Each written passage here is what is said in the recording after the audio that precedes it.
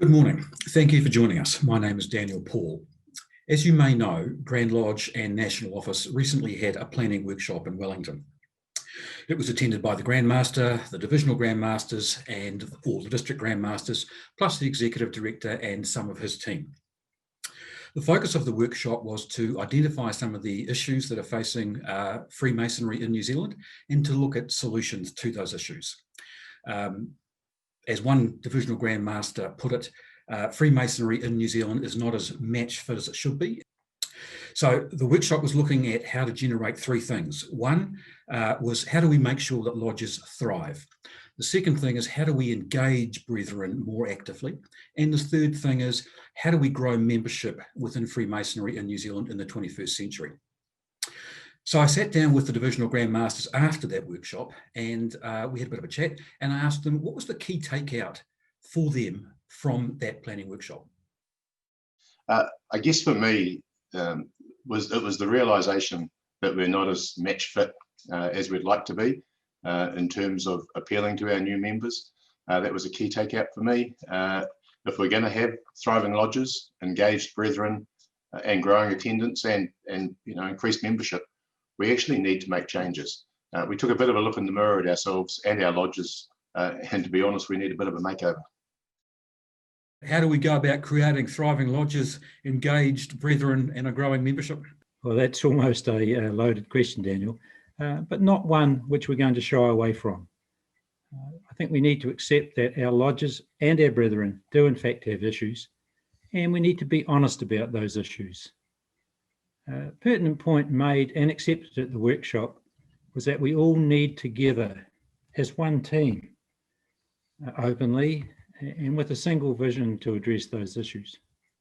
We need to look at the technological capability of the lodges, the skill sets of members, and e-learning, banking, the buildings. There's a whole raft of ideas that we came out from that forum to actually implement going through into next year. So we have a big active membership, and we need to get the non-active members back into lodges to actually drive the way forward and grow the membership, have thriving lodges, and actually move forward in a positive manner.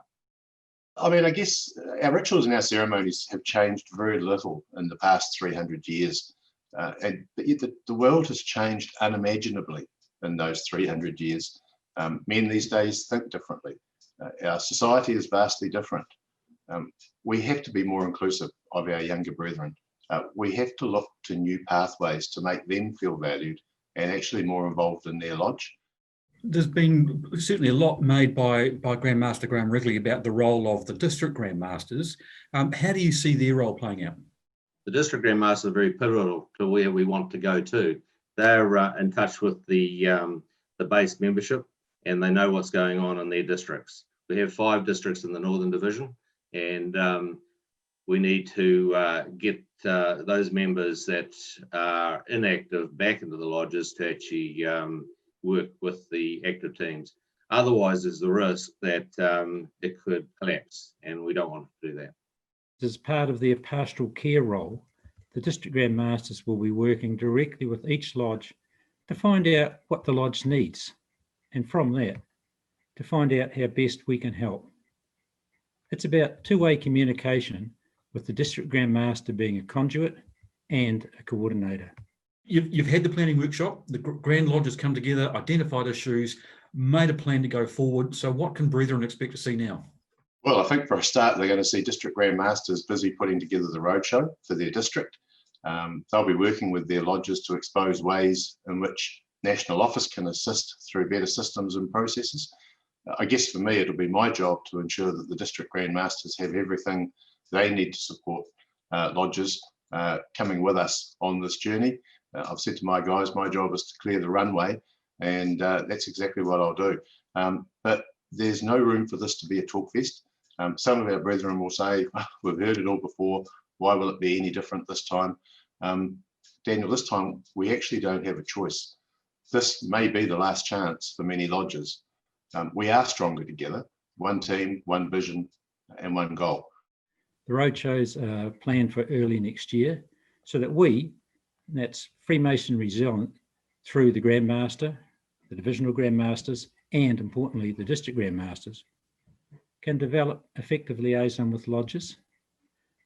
This is a bottom-up approach, and we want as many brethren as possible to attend the roadshows so that we can talk directly to our most important stakeholders, the lodges and the brethren, about our one vision, one goal, one team approach. That's a new philosophy, if you like, or a new approach. You think Masons, brethren, are going to buy into this? Well, we're in the 21st century now, Daniel, and I think we need to actually modernise Freemasonry as it's always been historic, a lot of history in the past. I don't want to destroy the history, but I'd like to modernise the way they actually think, the way they work, the way they work as a team, and just find that ladder to success, as I mentioned earlier, and all come on board and just work in a culture that complements Freemasonry and the craft for the future. I've got 6 boys, Daniel, 2 sons and 4 sons-in-laws, and they're all starting to tap me on the shoulder and say, Dad, tell me about Masonry. And I'm hell-bent on making sure that this organisation endures to give them the joy and satisfaction I've had from it. And there you have it, the Divisional Grand Masters talking about the planning workshop they attended recently in Wellington. The goal of that workshop, as they have said, is to develop a plan that will see lodges thriving, that will see brethren actively engaged, and that will see a growing membership. And the way to do that, as they also said, is to work together as one team with one vision in mind and one goal. Brethren will have a chance to come together in the new year at the workshops, at the roadshows that'll be held around the country, to talk about how they in their lodges can build on that plan, implement it, and make that goal a reality. Thank you for your time, and we look forward to seeing some of you at the roadshows.